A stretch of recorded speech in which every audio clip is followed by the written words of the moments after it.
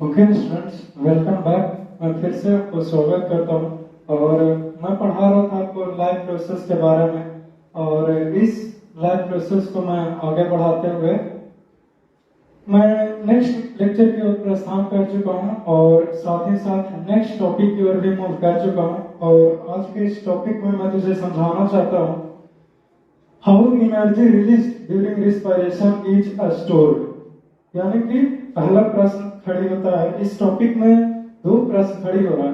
पहला प्रश्न तो यह है ना, आखिरकार जो एनर्जी है वो हाउ एनर्जी रिलीज, एनर्जी कैसे रिलीज हुआ और एनर्जी का स्रोत हुआ तो हुआ कैसे। यानी कि एनर्जी रिलीज हो रहा, इसका मतलब है कि एनर्जी बन रहा, क्योंकि रिलीज होने के लिए तो एनर्जी बनना पहले जरूरत है ना जी।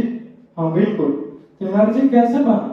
एनर्जी बना रिस्पायरेशन के समय, जब रिस्पायरेशन का प्रक्रिया हुई या फिर हुआ तो एनर्जी का निर्माण हुआ। और जब एनर्जी का निर्माण हो ही गया तो एनर्जी का क्या होगा? रिलीज होगा, डिस्ट्रीब्यूशन होगा, जाएगा जहां जरूरत है वहां पे। क्लियर है?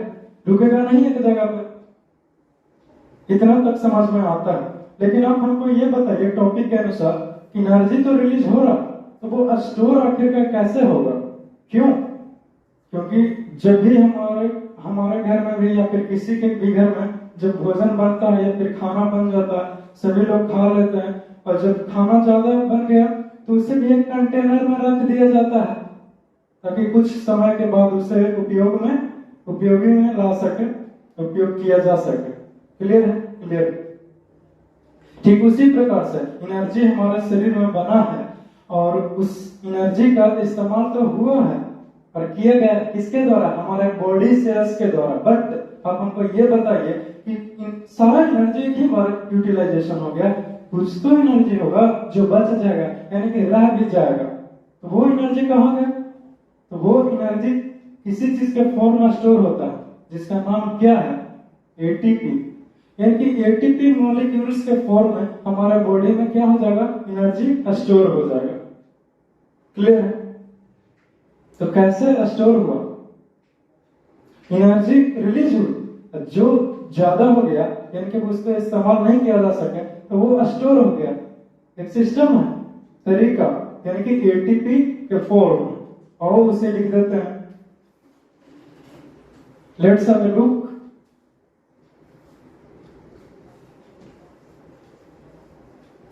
तो लिखेंगे एनर्जी रिलीज कब? तो during respiration. Release during respiration is stored. कैसे? तो in the form of ATP molecules.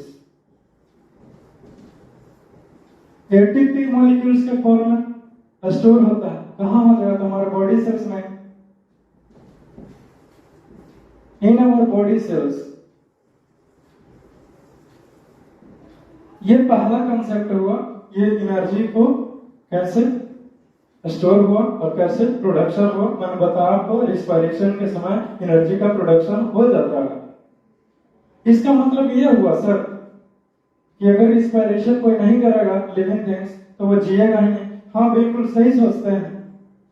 हम लोगों के लिए या फिर जो कोई भी है, आगे की चर्चा मैं करता हूँ इसके बारे में, इसलिए इसी लेक्चर में आपको बताऊंगा। अभी अगर मैं बताऊं तो कुछ रह जाएगा, लेकिन कुछ टर्म्स है उसे पढ़ने के बाद, उसे समझने के बाद मैं फाइनली क्वेश्चंस का कुछ आंसर भी कर दूंगा जो बच्चों को माइंड में चलते रहता है।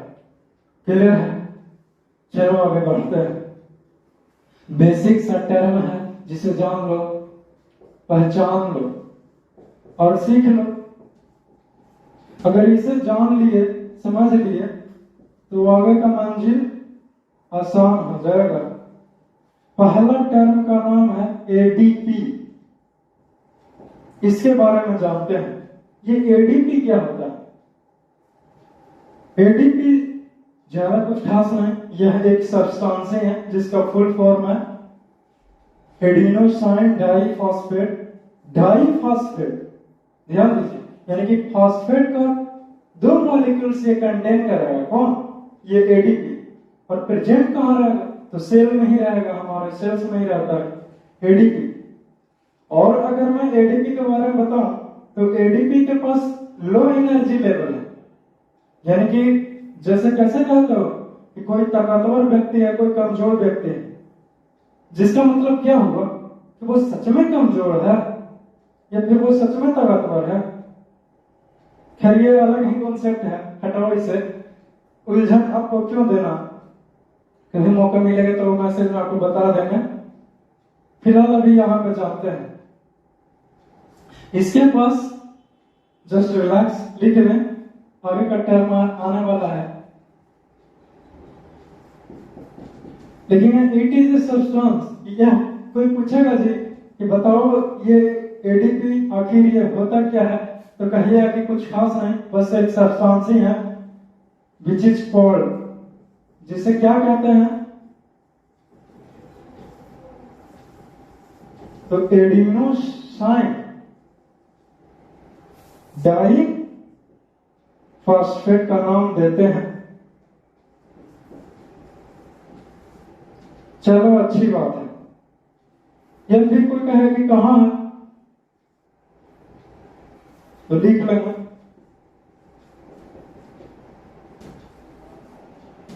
लिखेंगे एडीपी इज प्रेजेंट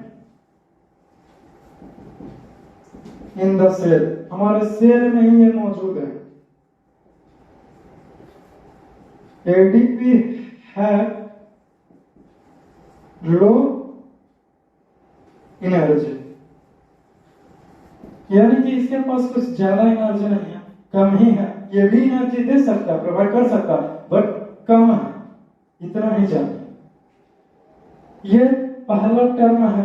दूसरा टर्म है जो शायद सुना सुना लगता है आपको, शायद ये कुछ खास था, बट ये तो आप सुने ही होंगे। आगे जो मैं लिख रहा हूं उसका नाम है एटीपी। हाँ सर, ये सुना सुना लगता है। सुना सुना क्या लगता है कि ये सुने ही है, बहुत बार सुने हैं, क्लियर है। तो इसके बारे में क्या कहा जाएगा, ठीक इसी प्रकार से, बट इसमें जरा सा का कुछ डिफरेंसेस है, यानी कि अंतर है, रहना भी चाहिए। तो लिखेंगे ये क्या है, इट इज ए सब्सटेंस, यह भी एक सब्सटेंस ही है,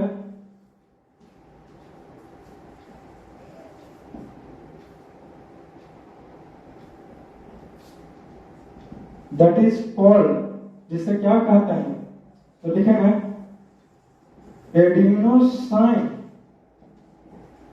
ट्राइफॉस्फेट, या फिर एडीपी के बारे में एक पॉइंट और लिखा जा सकता है, यहीं पे लिख लेगा स्टार मार्क है। तुम लिखोगे इस एडीपी के नीचे स्टार मार्क है, स्पेस नहीं है, इसीलिए मैं यहां पर स्टार मार्क है लिख रहा हूं। ADP contains 2 molecules of phosphate। जाहिर सी बात है जी कि नाम से ही स्पष्ट है कि डाई फॉस्फेट, डाई का मतलब ही होता है दो, इसीलिए ये कितना कंटेन करके रखेगा, तो दो ही कंटेन करके रखेगा, है ना। और एटीपी का नाम ही है ट्राई फॉस्फेट, ट्राई का मतलब ही हुआ 3, इसका मतलब है कि ये 3 फॉस्फेट ग्रुप कंटेन करके रखेगा, क्लियर है।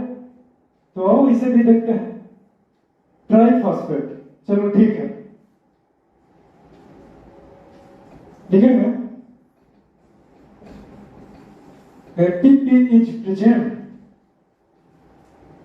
इन सेल्स, ये भी सेल में ही है जी, क्लियर है। बट इंपॉर्टेंट बात तो यह है कि एटीपी के पास जो एनर्जी का लेवल है या फिर जो एनर्जी कंटेंट है वो ज्यादा है, किसके मुकाबले, इस एडीपी के मुकाबले, हाई एनर्जी करेंसी है। तो लिखेंगे ATP have high energy, high energy यानी कि ज्यादा एनर्जी कंटेंट लिए हुए हैं। इसके बारे में यदि मैं तुझसे कहूं तो और भी चीजें लिखी जा सकती है। यही बात है। ये 2 था तो इसमें 3 हो जाएगा क्योंकि ये ट्राइफॉस्फेट है। तो लिखे क्या लिखा था? तो एटीपी कंटेन्स 3 क्या फॉस्फेट मॉलिक्यूल्स। ये 2 टर्म है जो बहुत इंपॉर्टेंट था, जिसे मैंने आपको बताया। एक टर्म और है जिसके बारे में आपको जानना चाहिए और नॉलेज होनी ही चाहिए, है ना जी? तो इसे तुम लिखेगा, मैं साइड हो जाता हूं, नहीं तो मैं मिटा दूंगा और फिर मैं तीसरे टर्म की ओर मूव करूंगा। क्लियर है? जल्दी से लिखो। चलिए, आपने लिख लिया होगा। और जो थर्ड बेसिक टर्म है जिसे आपको जानना चाहिए, उसका नाम कुछ इस प्रकार से इनऑर्गेनिक फॉस्फेट।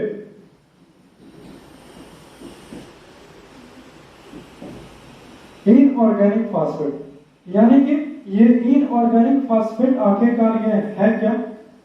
या फिर मैं तुझसे यूं कहूं कि इनऑर्गेनिक फॉस्फेट आखिरकार ये होता क्या है? क्लियर है? इनऑर्गेनिक फॉस्फेट भी ठीक उसी प्रकार से एडीपी या फिर एटीपी की तरह ही एक सब्सटेंस है। तो लिखेंगे इसे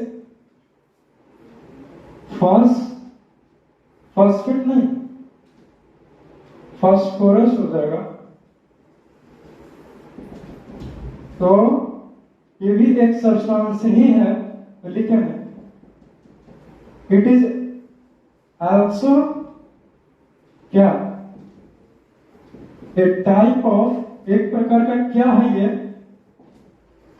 तो जैसे मैंने आपको एटीपी के बारे में बताया और एडीपी के बारे में बताया, ये भी एक सब्सटेंस है। ठीक उसी प्रकार से ये इनऑर्गेनिक फास्फोरस भी एक सब्सटेंस ही तो है, और क्या?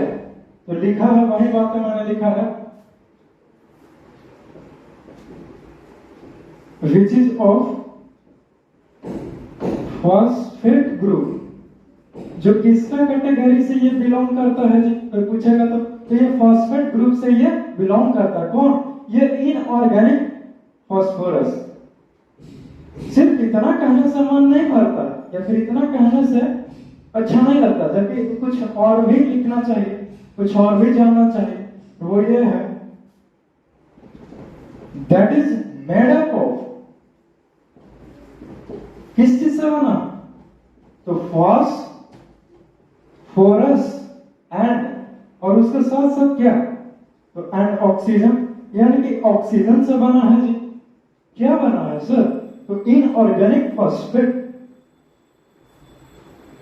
तो जैसे आपने हमको कहा कि एटीपी और एटीपी सेल में रहता, तो इनऑर्गेनिक फॉस्फेट भी रहेगा क्या?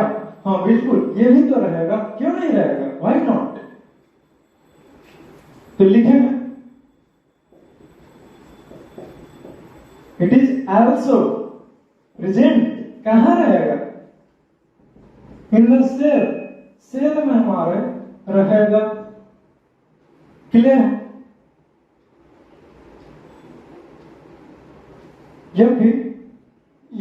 जब भी बात आएगी इनऑर्गेनिक फास्फोरस की, तो सर मैं क्या पूरा लिखूंगा? नहीं, इसे लिखने का तरीका भी है। Do you want to know the ways writing in organic phosphorus? Okay, no problem, let us C.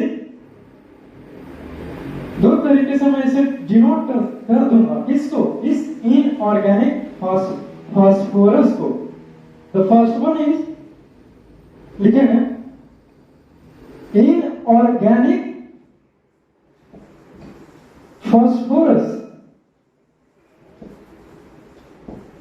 can be represented by just writing क्या? phosphate। ये बहुत ही इंपॉर्टेंट है जी, ये इंपॉर्टेंट है। ये मैंने आपसे कहा कि जो हमारे ये इनऑर्गेनिक फास्फोरस है, उसे अगर आप लिख रहे हैं तो क्या हो जाएगा? तो सिर्फ आप फास्फेट लिख रहे हो तो इसी से स्पष्ट होता है, इसी से क्लियर हो जाता है कि आखिर नहीं, हमने सच में इनऑर्गेनिक फास्फोरस को ही दर्शाया। अब बार बार हम ये लिखते रहेंगे कि इनऑर्गेनिक फास्फोरस, उसके जगह पर सिंपल से लिख दिया हमने फॉस्फेट, तो समझ में आता है। ये पहला तरीका हुआ इसको डिनोट करने का। जो सेकंड तरीका है लिखेंगे उसके बारे में। Inorganic phosphorus can be written as, उसे भी लिखा जा सकता है। कैसे? तो जस्ट पी आई अगर आपने लिखा है, नहीं ये बड़ा सा नहीं लिखना, बल्कि पी कैपिटल में होने चाहिए और उसके नीचे छोटा सा आई लिख देता, तो ये भी डिनोट करता है। किसको डिनोट करेगा? तो इनऑर्गेनिक फास्फेट को, फास्फोरस को डिनोट करता है। सर इसको मैं कैसे पता चल रहा है? सर आपने पीआई से कहता है कि इनऑर्गेनिक फास्फोरस डिनोट करता है, कैसे? तो लिख दूंगा एक निर्देश देते हुए कि वेयर, ब्रैकेट में कर दो कि where P stands for phosphorus, जिसमें P का मतलब है क्या? फास्फोरस, और I का मतलब तो जान ही गया होगा। हाँ very good, inorganic. I stands for inorganic, इसीलिए हमने पूरा का पूरे लिख दिया कि PI का मतलब हो गया इनऑर्गेनिक फास्फोरस। यदि आप इतना सारा टर्म को जानते हैं या फिर आप सीख चुके हैं तो आप बहुत अच्छे तरीके से तैयार हो गए हैं, और आपका यह हक बनता है कि आप जानें कि आखिरकार ये एनर्जी कैसे हमारे सेल में इस्तेमाल होता है और एनर्जी कैसे स्टोर होता है, कैसे तैयार होकर एनर्जी हमारे बॉडी में रहता है। नहीं, अगर कोई व्यक्ति होता है जो दिन भर खाना नहीं खाएगा, उसको टाइम ही नहीं है खाने का, 12 बजे खाएगा या फिर 1 बजे 2 बजे दिन में, और फिर जो कोई पर्सन होता है उसके तो खाने का टाइम ही नहीं रहता, दिन भर भूखे हुए रह जाएगा। जैसे तुम लोग इतना पढ़ने में बिजी हो, स्टूडेंट वगैरह सब, कि किसी को तो देखते हैं कि दिन भर खाना नहीं खाता है और दिन भर कभी यहाँ जा रहा है पढ़ने तो कभी वहां जा रहा है पढ़ने। क्यों? नहीं, अब जाता कि नहीं है, अब तुम जानो, मैं तो बस बोल दिया। खैर एनीवेज, तो इसे भी तुम लिखेगा और फिर मैं यहां से मैं मिटा दूंगा और मैं आगे की ओर मूव करूंगा। Just write down this please.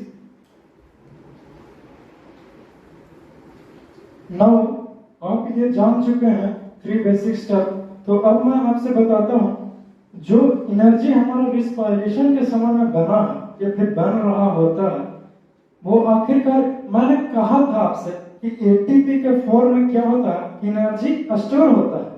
लेकिन कोई स्टूडेंट आएगा मेरे पास और कहेगा कि सर आप कहते हैं कि एटीपी के फॉर्म में स्टोर होता है, मैं नहीं मानता हूं। क्यों? क्योंकि कैसे स्टोर होता है ये तो आपने बताया ही नहीं। तो वही चीज मैं आपको बता रहा हूं और समझा रहा हूं। तो देखिए,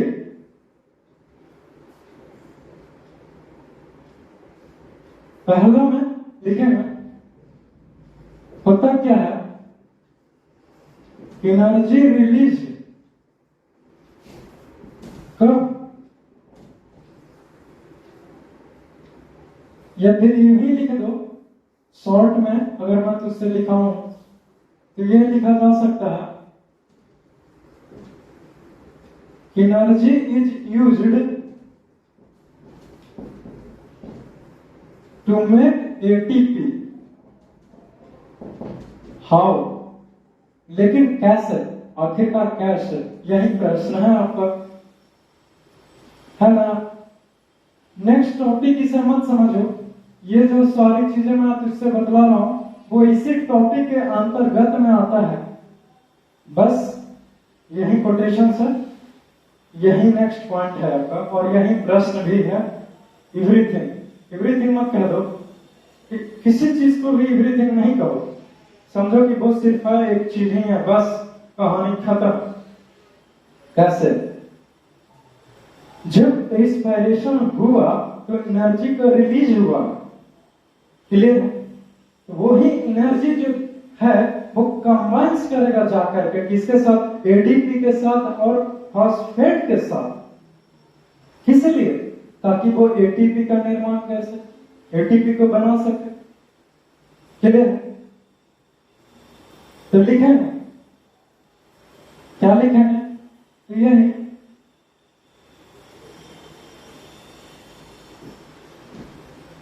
एडीपी एंड फॉस्फेट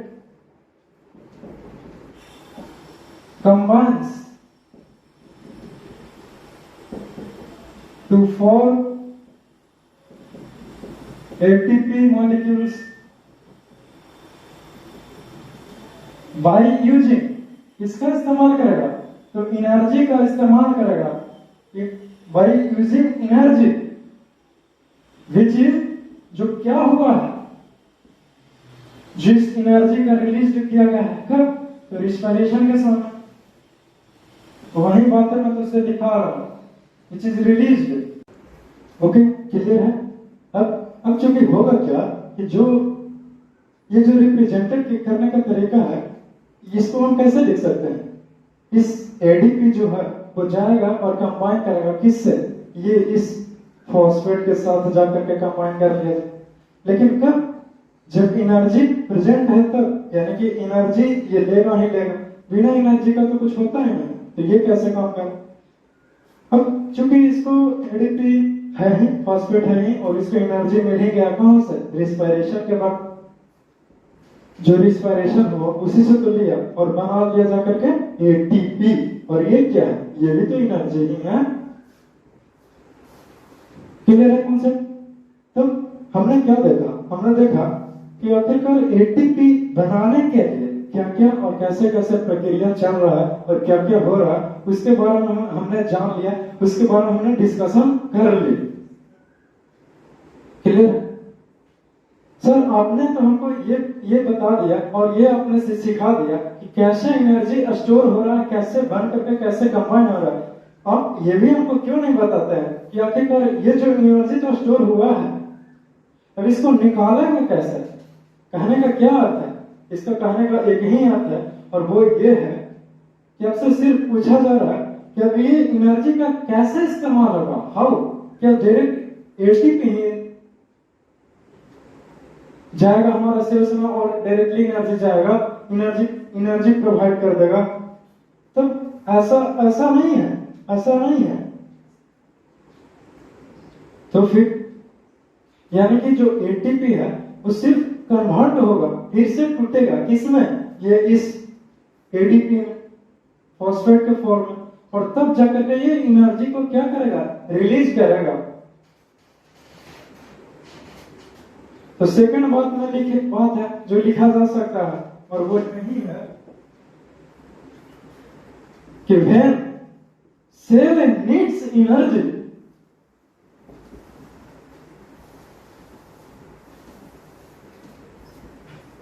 एनर्जी यानी कि जब हमारे सेल को, यानी कि मसल सेल या फिर जो कहे सो, जब उसको एनर्जी का, उसको ताकत की जरूरत होगा तो वो क्या करेगा? तो क्या करेगा? जो स्टोर है उसी से लगेगा। लेकिन कैसे? तो उसी को तो बता रहे हैं कैसे। तो let's have a look how this occurs. तो लिख दूंगा मैं दिस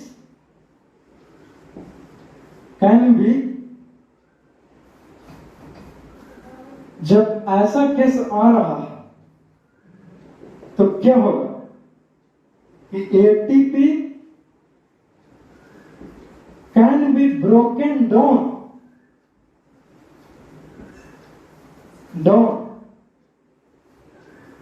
एज एडीपी molecules या फिर एडीपी मॉलिक्यूल्स या फिर फॉस्फेट कहिए।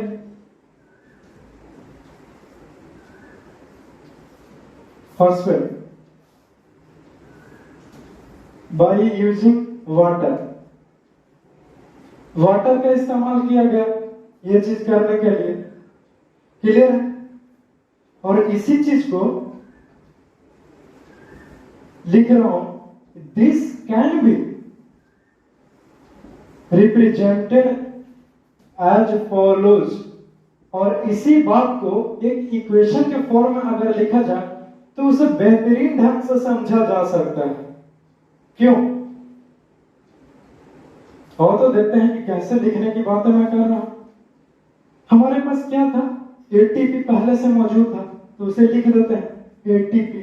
अब ये क्या करेगा, ये टूट जाएगा एडीपी के फॉर्म में प्लस ये फॉस्फेट के फॉर्म में, और एनर्जी भी तो देगा। हाँ बिल्कुल देगा, ये एनर्जी यही हो रहा है, यही प्रक्रिया चल रहा है। और जब ये एक पहले क्या हुआ कि पहले जो बचा कुचा एनर्जी एटीपी के रूप में जमा हुआ रिस्पायरेशन के बाद, लेकिन जब हमारे बॉडी को सेल्स को एनर्जी चाहिए तो इसी एटीपी को तोड़ दिया गया एडीपी में। क्लियर? और जब इस प्रक्रिया में एनर्जी का रिलीज हो रहा, तुम यहां से लेकर के यहां तक लिखेगा और फिर मैं मिटा दूंगा, फिर जो लिखाऊंगा यहां से वो इसके नीचे से लिखना। ओके, तो लेट्स हैव अ लुक। देखो,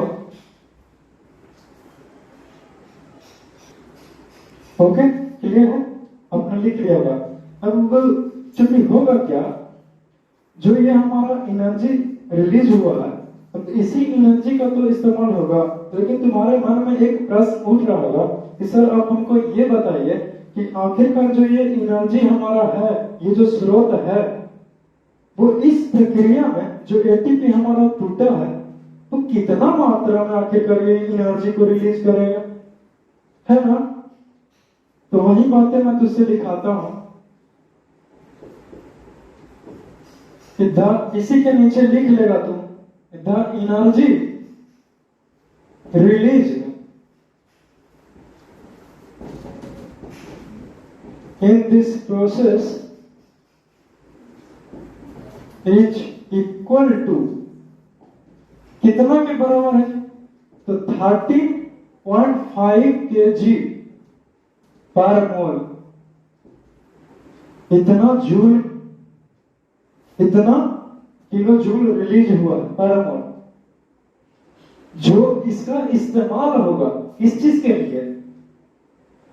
to carry all the endothermic process. Endothermic process यानी कि जो हमारे सेल्स में इसका वैसा जगह पर इस्तेमाल होगा जहां पे एनर्जी चाहिए। एंडोथर्मिक प्रोसेस वही हुआ, एनर्जी चाहिए। केमिस्ट्री में याद करो, पढ़ा होगा एंडोथर्मिक रिएक्शन और दूसरा एक्सोथर्मिक रिएक्शन। एक्सोथर्मिक रिएक्शन में एनर्जी रिलीज होता है, एंडोथर्मिक में क्या होता है, एनर्जी चाहिए। तो वही मैं यहाँ पे कह रहा हूँ, क्योंकि एनर्जी तो पहले से ही है ही निकला हुआ, अब इस एनर्जी को वही ना जगह जाएगा जी जहां पर जरूरत है, यानी कि एंडोथर्मिक प्रोसेस के लिए। तो वही तो मैं लिखा रहा हूं, इतना विच इज यूज, जिसका इस्तेमाल होगा किस चीज के लिए? वही to carry all the endothermic process of our body. हमारे शरीर का जो भी एंडोथर्मिक प्रोसेस होगी उसमें ये इस्तेमाल होगा। और कितना, कोई पूछा कि कितना एनर्जी निकला जी, तो हम लोग बोल रहे हैं कि 30.5 kg पर मोल। या का बोर्ड एग्जाम जब देने जाइएगा 10th का, तो उसमें ये ऑब्जेक्टिव दे सकता है शायद में भी, है ना? तो आप बताइएगा, यही आंसर होगा। क्लियर है स्टूडेंट? क्लियर है? क्या जानवरों के लिए, जानवर रहे चाहे इंसान रहे, इतना ही रिलीज होगा? नहीं पता। We are also a type of animal, हम लोग भी तो एक प्रकार के जानवर ही हैं। तो इसीलिए क्यों पूछता है शेर के लिए, टाइगर के लिए कितना होगा? अब तो समझ में आ ही गया होगा, जब कह ही रहे हैं कि हम लोग एक जानवर हैं तो अब वही कोई दिक्कत नहीं होती। नेक्स्ट चीज है जो तुम इसे नोट में लिखोगे, नोट में जल्दी से पहले सुनो। जो हमारा एटीपी, पहले एनर्जी को, एटीपी को बनाने के लिए एनर्जी इज यूज्ड ड्यूरिंग, कब? रिस्पायरेशन के समय में जो एनर्जी निकला है उसका इस्तेमाल होगा। लेकिन वही चीज क्या होता है कि जब हमारा सेल को चाहिए एनर्जी तो एटीपी ब्रोकन डाउन, एटीपी को तोड़ा जा सकता है बाय रिलीजिंग एनर्जी। उस एनर्जी को रिलीज, जब एटीपी एडीपी में कन्वर्ट हो सकता है और एडीपी एटीपी में भी कन्वर्ट हो सकता है। लेकिन अंतर इतना ही है कि जब हमारा एडीपी एटीपी में जाएगा तो एनर्जी को ऑब्जर्व करेगा, लेगा। लेकिन जब हमारा एटीपी ब्रोकन डाउन होगा एडीपी में, तब क्या होगा? एनर्जी को रिलीज करेगा। क्लियर है? और यही जो चीज है वो हमारे बॉडी में कॉन्टिन्यूअस सप्लाई ऑफ एनर्जी, यानी कि हर एक क्षण, हर एक मोमेंट एनर्जी प्रोड्यूस करते रहता है, बनाते रहता है और हर एक जगह सही सलामत पहुंचाते रहता है। चाहिए आपके पास भी, यहां भी उससे नहीं पहुंच जाए हर एक जगह, क्योंकि एनर्जी सप्लाई होने के लिए एनर्जी होना तो जरूरी है। इसीलिए कोई कोई स्टूडेंट का प्रश्न रहता है, उस प्रश्न का उत्तर देने से पहले मैं नोट में लिखा दूं तो लिखें जो हमारा ये एटीपी है, एडीपी से जब एटीपी बन रहा है, एक ही लाइन में मैं लिखा देता हूं एटीपी, तो क्या होगा? एब्जॉर्ब एनर्जी, एब्जॉर्ब एनर्जी, तो एनर्जी का लिया जाएगा, ऑब्जर्व किया जाएगा। बट यानी कि लेकिन स्टूडेंट होगा क्या कि जब हमारा एटीपी जो है वो टूटेगा एडीपी में तो रिलीज एनर्जी, यानी कि एनर्जी को रिलीज करेगा और इसी एनर्जी का तो इस्तेमाल करेगा हमारा सेल। क्लियर है? अब तो समझ में आ गया होगा। इसे चाहे तो लैंग्वेज में भी मैं लिखा दे सकता था, लेकिन आपको क्लियर हो जाए, ज्यादा कंफ्यूजन नहीं हो। आपसे क्या पूछेगा प्रश्न कि बताओ कि जब हमारा एडीपी एटीपी में बन रहा है तो एनर्जी को ऑब्जर्व करेगा कि रिलीज करेगा? तो आपको सीधे से कहना कि ऑब्जर्व करेगा। सर ने तो बता, अरे ऐसा भी सोचो ना कि एडीपी के बारे में क्या पता है, ये कम पावरफुल है, यानी कि इसके पास लो एनर्जी लेवल है और इसके पास हाई है, तो लो से हाई जाएंगे तो किसी चीज को सहारा लेके जाएंगे ना। हाँ बिल्कुल, यानी कि इसको एनर्जी ताकत चाहिए, यानी कि ऊपर जाने के लिए, यानी कि सीढ़ियां चढ़कर एडीपी ताकतवर है, इसके पास जाने के लिए एनर्जी चाहिए, ऑब्जर्व कर रहा है। लेकिन एटीपी है खुद ताकतवर ही है और ये कमजोर जैसा हो रहा। अरे एक ज्ञानी व्यक्ति बेवकूफ बन रहा है, यानी कि उसका जो नॉलेज है वो रिलीज हो रहा है ना, वेस्ट हो रहा है ना, जैसे तैसे उथल पुथल हो रहा। ठीक उसी प्रकार से ताकत इसका निकल रहा है, यानी कि रिलीज कर रहा है, अभी तो ये कमजोर बन रहा है। Are you getting my point? I hope you are getting my point. तो ऑब्जेक्टिव यहां से भी बनाया जा सकता है। कैसे? पूछेगा कि जब एटीपी हमारा एडीपी में कन्वर्ट होगा तो एनर्जी का रिलीज होगा कि गेन होगा? तो आपको सीधे से कहना कि नहीं, यहाँ पे तो एनर्जी रिलीज होगा, ऑब्जर्व होने की तो कोई चांस ही नहीं, क्योंकि ये बड़ा से छोटा की ओर मूव करेगा। क्लियर है? एकदम कॉन्सेप्ट क्लियर हो जाना चाहिए। इतनी सारी बातें हुई और हम ये लिखोगे तुम यहां तक, मैं ये सारे को मिटा दूंगा और टाइप्स ऑफ रिस्पायरेशन समझने से पहले मैं फिर से कुछ नोट में ही बताने वाला हूं जो कि बहुत इंपॉर्टेंट है और आपको टाइप्स ऑफ रिस्पायरेशन समझने में बहुत ज्यादा हेल्पफुल रहेगा। इसीलिए उस सारी चीजों को मैं चर्चा करूंगा, डिस्कशन करूंगा, क्योंकि एकदम डिटेल में पढ़ना है, कुछ भी छोड़ना नहीं है। क्लियर है? क्लियर है? तो इसे लिखोगे तुम, लिखो जल्दी से। अब होगा क्या कि जितना भी हमारे पास जो एनर्जी का स्रोत है, इतनी सारी बातें आपने लिख लिया होगा। अब जरा सा नोट में मैं तुझे बता दूं, जो ये एनर्जी हमारे बॉडी में बना और एनर्जी का बन भी रहा है और इस्तेमाल भी हो रहा है। मैंने कहा था कि मैं आपका एक बहुत बड़ा प्रश्न का उत्तर दे दूंगा जो अक्सर बच्चों को दिमाग में रहता है और चलते ही रहता है और सोचता है कि ऐसे कैसे हो रहा है। कोई हमारे पास एक बच्चा आया और कहता है कि सर अब हमको ये बताइए कि जीने के लिए ऑक्सीजन क्यों चाहिए बार बार, ऐसा क्यों नहीं हो सकता है कि ऑक्सीजन के बिना जी सके। जो तुम लोग डायलॉग भी मारते हो कि हर एक चीज के बिना तो जी लेंगे लेकिन ऑक्सीजन के बिना नहीं जी लेंगे, इसीलिए तुम उसका नाम भी देते हो कि ऑक्सीजन थोड़ा है कि नहीं जिया जा सकता। तो ऐसा क्या बात है ऑक्सीजन में कि ऑक्सीजन के बिना हम लोग नहीं जी सकते हैं?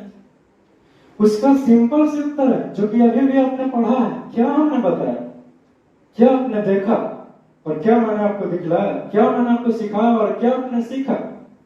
मैंने तुझे बताया कि किस तरह से हाउ जो एनर्जी है वो बना, रिस्पायरेशन के समय रिलीज हुआ और एटीपी में बना और फिर स्टोर हुआ एटीपी के फॉर्म में। और जब हमारे सेल को एनर्जी चाहिए तो एटीपी टूटा एडीपी में और फिर रिलीज हुआ और 30.5 kg पर मोल के हिसाब से एनर्जी रिलीज हुआ जो हमारे शरीर में गया और इस्तेमाल हुआ। और यही प्रक्रिया बार बार चलता रहता है, चलते रहता है। कब?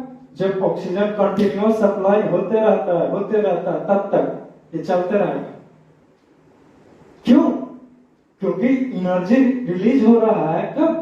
जब रिस्पायरेशन हो रहा है और रिस्पायरेशन तो तब ना होगा जब ऑक्सीजन मौजूद रहेगा जी।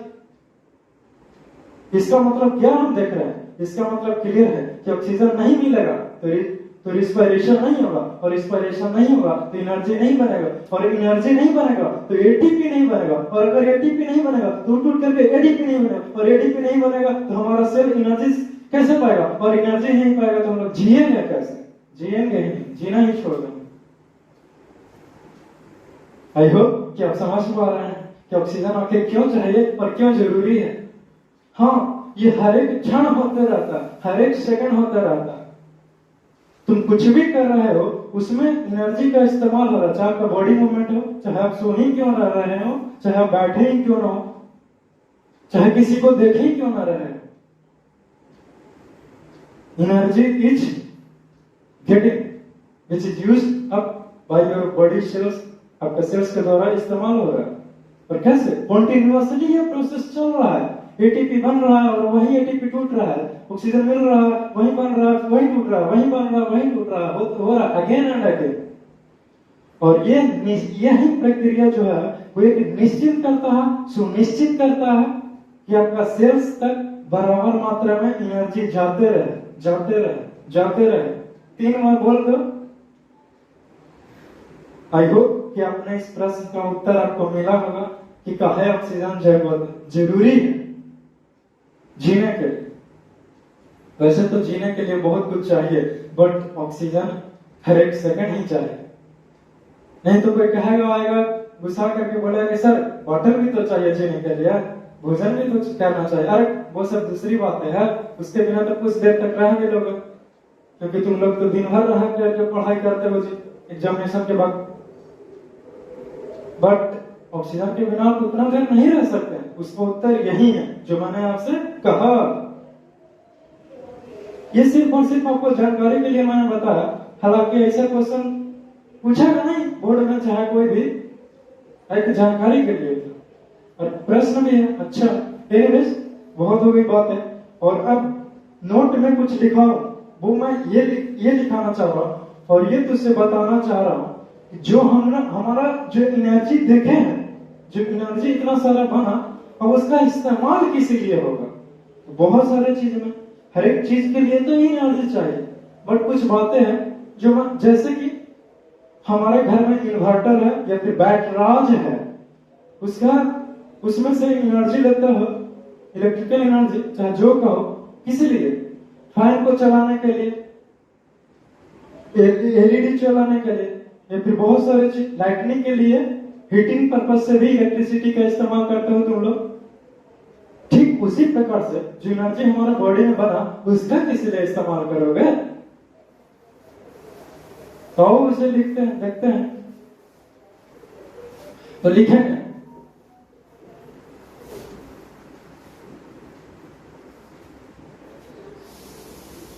the energy that we have stored as ATP can be used for the इसलिए फॉलोइंग पर्पसेस के लिए, यानी कि जो निम्नलिखित पर्पसेस है, फॉलोइंग पर्पसेस कह दो।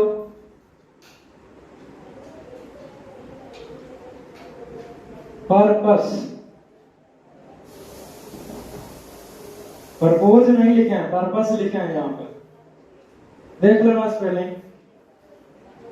एनीवेज पहला नंबर पर तो हो जाएगा contraction of muscles,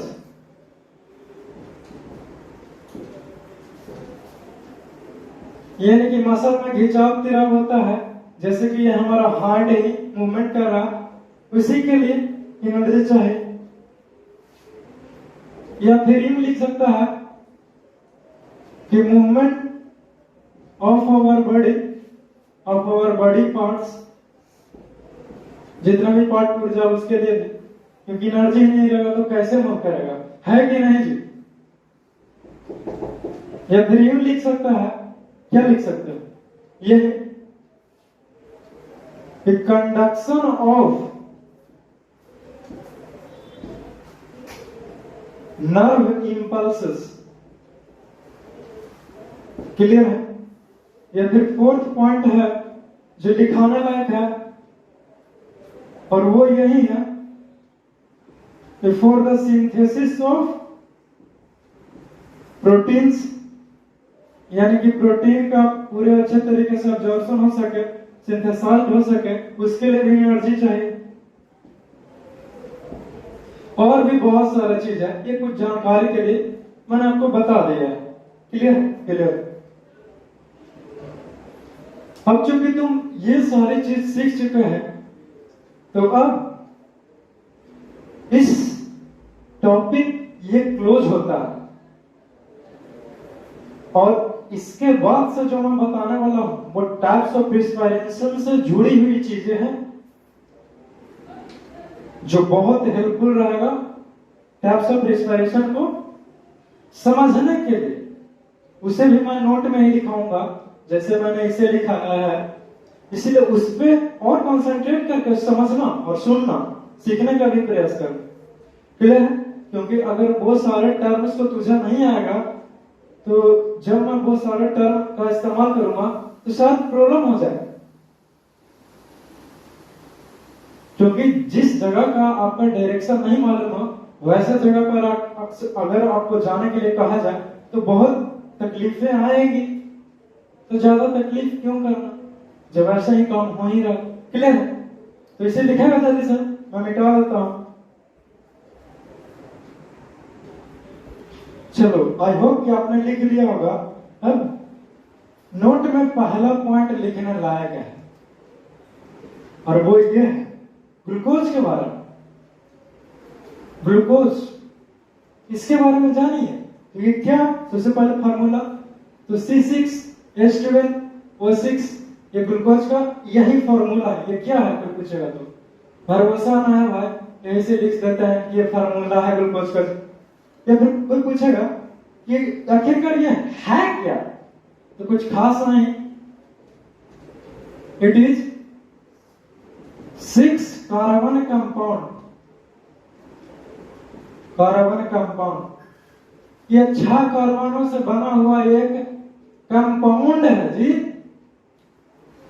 compounder one समझ लेना, कंपाउंड बोल रहा हूं, एलिमेंट कंपाउंड ये सब नहीं पढ़े हो, मेटल्स वगैरह ये सब, वही चीजें मैं कह रहा हूं।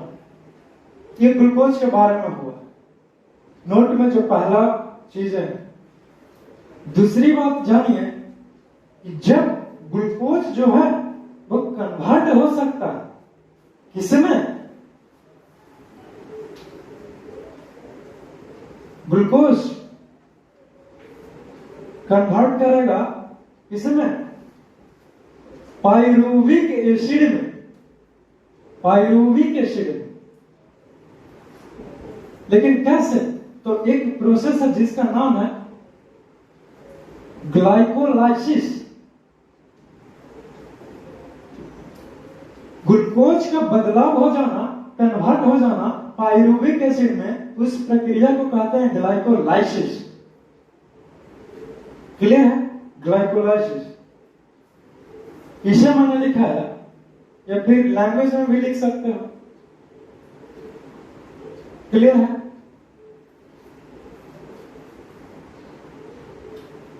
या फिर लैंग्वेज में मैं यूं ही लिखा दो, क्योंकि बच्चे लोगों को लैंग्वेज में अक्सर जल्दी याद होता है और ऐसे कम ही याद हो। समझने के लिए जो आपको सुविधा लगे मैं तो लिखा दे रहा हूं। एज योर विश, जैसी आपकी इच्छा। Glucose is converted into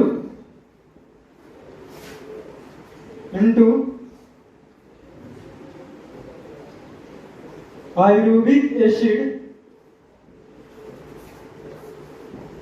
by a process, एक प्रोसेस के द्वारा, एक प्रक्रिया के द्वारा, which is called, जिसे क्या कहेंगे जी? तो ग्लाइकोलाइसिस।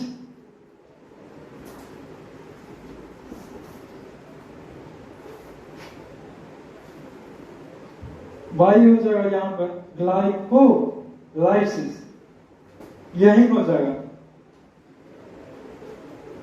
क्लियर है? ग्लाइकोलाइसिस कहते हैं।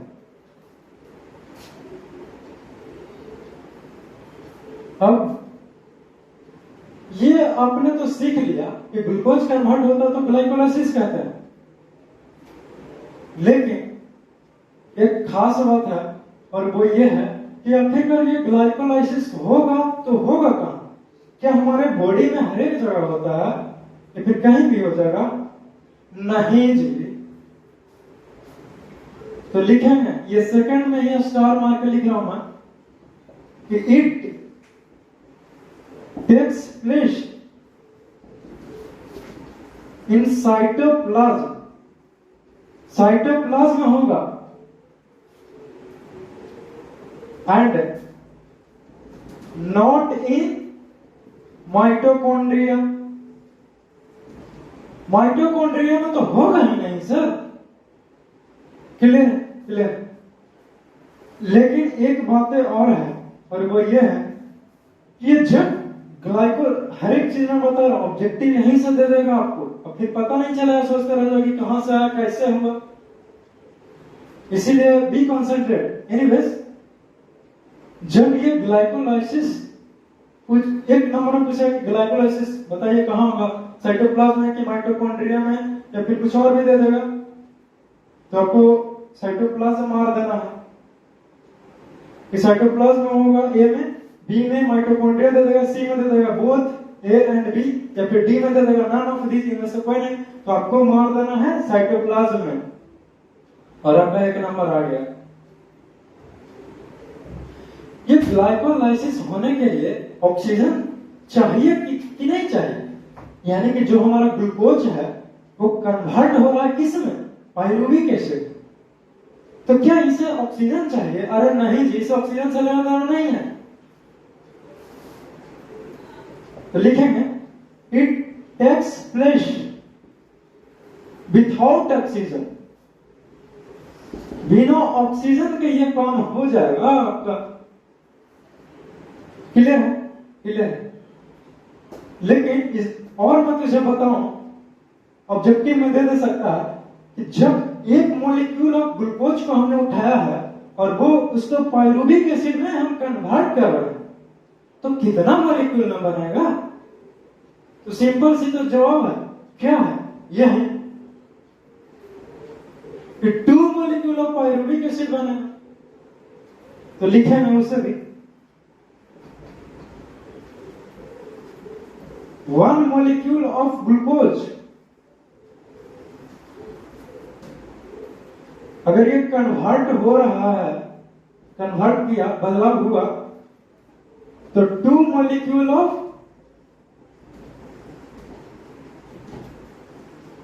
पायरुविक एसिड, पायरुविक एसिड का 2 मॉलिक्यूल ये बनेगा। क्लियर है? क्लियर है।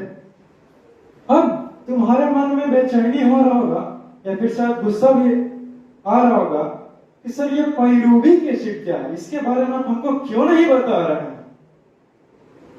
तो रुको जरा सा, सब्र करो। पायरुविक एसिड क्या है?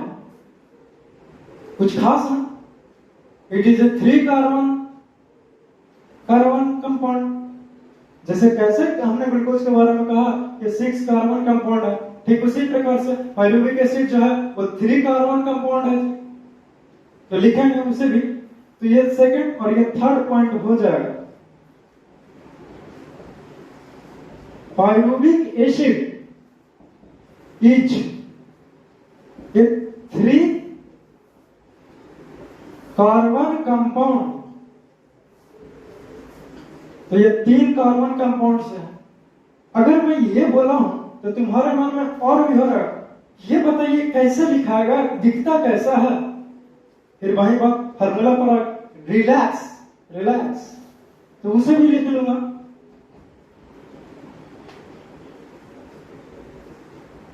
ये फिर पहले ये लिखिए,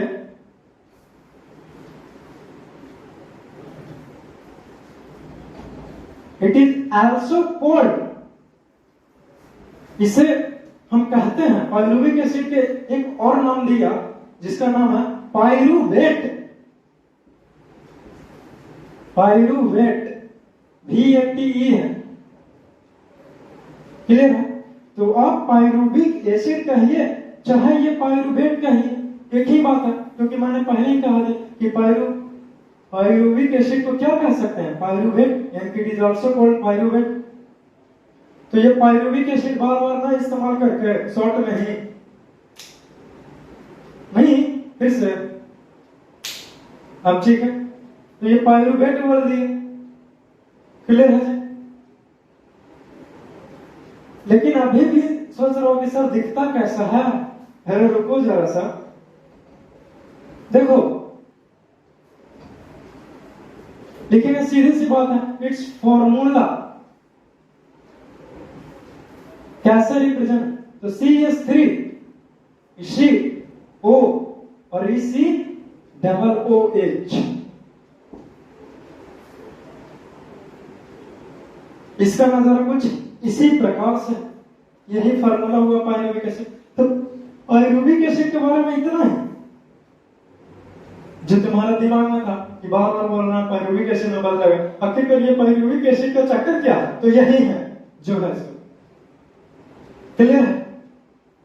तो इसे तुम लिखो। इतनी सारी बातें मैंने तुझसे बताया, ये सब ऑब्जेक्टिव में है, आपको हर एक चीज समझ में भी आना चाहिए, आपका नोट्स भी तैयार हो, इसीलिए तो इतना सारा कुछ मैं कर रहा हूं। नहीं तो मुझे भी लेक्चर देना आता है, ऐसे खत्म कर दूंगा इस चैप्टर को। बट रुको, एक बार डिटेल में पढ़ाई हो जाए, फिर वन शॉट में खत्म करने के लिए भी ले आऊंगा, क्या रहेगा। तो अभी समय है, आराम से पढ़ते हैं। क्या जी, लिखो, ये सारी बातें लिखेगा तुम। आई हो कि आपने ये टोटल 3 पॉइंट्स नोट किए होंगे। जो नेक्स्ट बात है, यानी कि 4th पॉइंट, वो कुछ इसी प्रकार से है। जो ये पायरुविक एसिड देख रहे हैं, बहुत ही चालाक है, बहुत ही शातिर है। कैसे? तो लिखे हैं,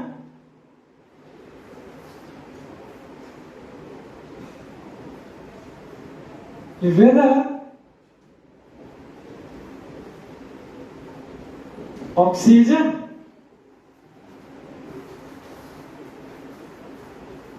सीधे से लिख दो ना, pyruvic acid depends upon oxygen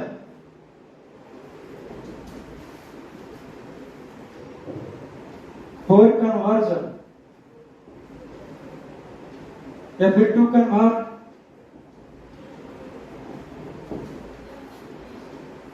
sir आप क्या लिखा रहे हैं और आपने क्या कहा भी अभी कि बहुत चालाक है? ऐसा मैं इसलिए कह रहा हूं कि रुकने वाला नहीं है ये।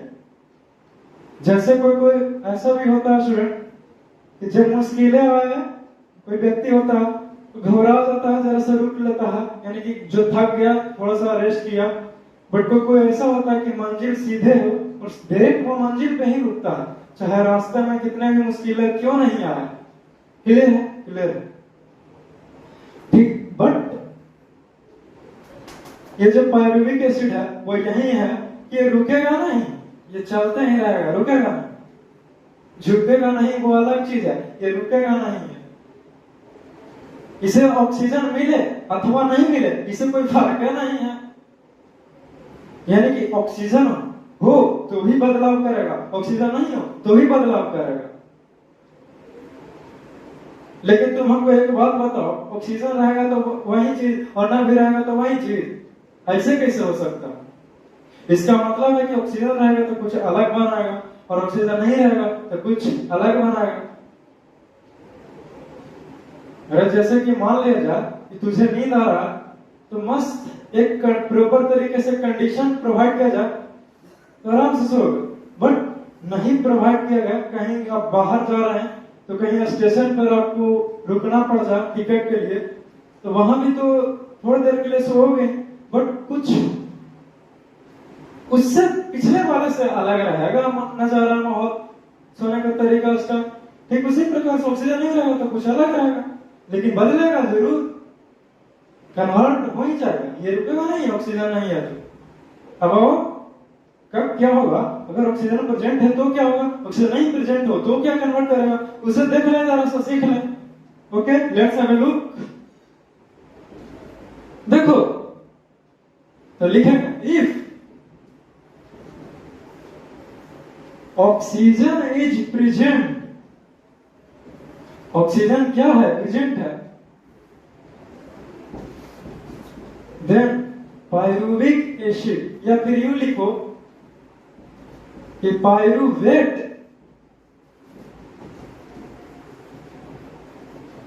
इज कन्वर्टेड इनटू, किस चीज में कन्वर्ट होगा जी, तो वाटर इज कंप्लीटली लिख लो यहां पर, पूर्ण रूप से कंप्लीटली कन्वर्टेड इनटू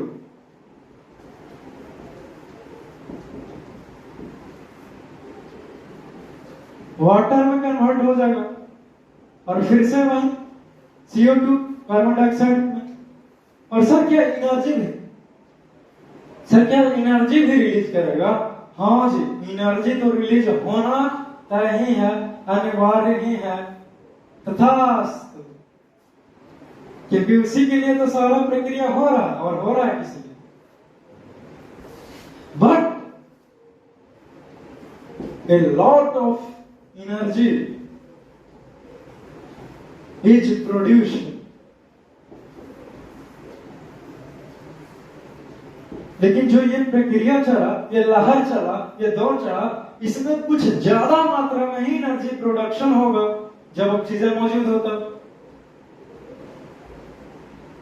इसका मतलब सेकंड केस में देखें जरा सा, ये लिखा है if oxygen is not present, अगर इसको ऑक्सीजन नहीं मिला तो भी ये बदलाव करेगा, कन्वर्ट करेगा, लेकिन नॉट प्रेजेंट, देन तब क्या होगा कि पायरुवेट तो कन्वर्ट तो करेगा, लेकिन किसमें, इनटू इथेनॉल में, और कार्बन डाइऑक्साइड तो रहेंगे, और लैक्टिक एसिड में भी हो सकता है। लैक्टिक एसिड, सर आपने लिखा इथेनॉल और लैक्टिक एसिड, ये चक्कर क्या है? चक्कर ये है स्टूडेंट ना कि इथेनॉल बनेगा, ये लैक्टिक एसिड बनेगा, ये डिपेंड करेगा किस बात पे, तो इस बात पे जो हमारा ये सिस्टम हो रहा, प्रक्रिया हो रहा, वो एनिमल सेल में चल रहा है कि प्लांट सेल में हो रहा है। क्लियर है? तो उसे भी मैं लिखा देता हूं, lactic acid.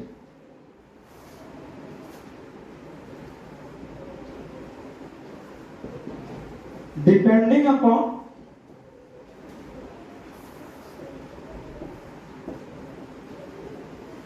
this process takes place in plant cell or animal cell। Clear है? यानी कि प्लांट सेल में चल रहा कि एनिमल सेल में चल रहा, उस बात पे डिपेंड करता है जी, है ना? लेकिन क्या कंफ्यूजन है सर, जब ये क्यों नहीं बताता है कि प्लांट सेल में जाएगा तो क्या बनेगा और एनिमल सेल में जा रहा है प्रक्रिया तो क्या बन रहा? ऐसा है कि पहले लिखे हैं ना इथेनॉल, और पहले लिखे हैं ना प्लांट सेल, और पीछे लिखे हैं ना लैक्टिक एसिड, और पीछे लिखे हैं एनिमल सेल। यानी एनिमल सेल में हो गया तो ये लैक्टिक एसिड, और प्लांट सेल में चला गया तो इथेनॉल हो जाएगा। और आगे मैं चर्चा करूंगा, आगे काफी चीज है जो डिटेल में आने वाला है, टाइप्स ऑफ रिस्पिरेशन, लेकिन उससे पहले ये जानना बहुत जरूरी है, नहीं तो कोई उपाय नहीं है। तो ये आपका फोर्थ पॉइंट कंप्लीट होता है। जो फिफ्थ पॉइंट है वो तुम्हारे मन में चल रहा है, सर ये लैक्टिक एसिड के बारे में कुछ जानकारी हमको दे ही दीजिए, लग रहा है जैसे कैसे पाइरुविक एसिड के बारे में आपने दिया, तो रुको जरा सा, उसके बारे में मैं दे ही दूं। ये लैक्टिक एसिड क्या है? तो सबसे पहली बात है lactic acid is also called, इसे क्या कहेंगे? लैक्टेट। यानी कि लैक्टिक एसिड को लैक्टिक एसिड इज